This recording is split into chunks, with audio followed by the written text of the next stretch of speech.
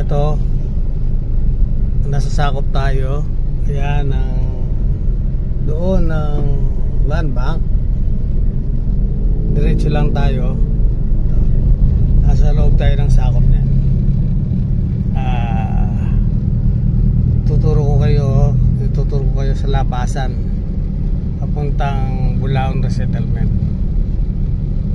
Doon tayo niya sa likod ng Memphis. Binuksan na to eh. Ibula na yung dalang gaming. Yan. Yan. Nakaliwa tayo dito sa dulo. Ito yung PCSO. Yan.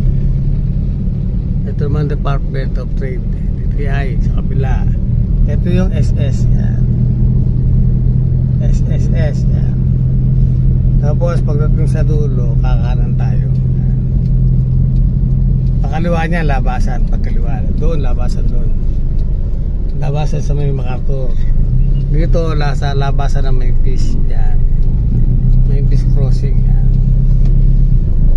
Yan. Doon, sana yung ano dito, yung daan. Pag kumaliwa ka dyan, Malpitik.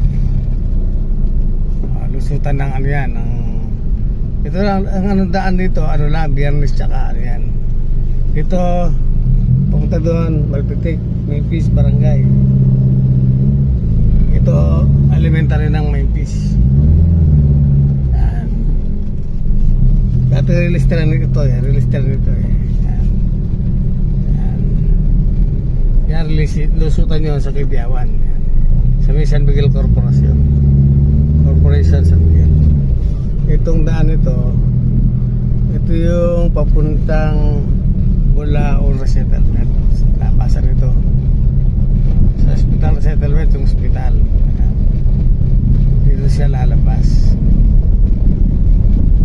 Galing tayo dyan MacArthur Highway.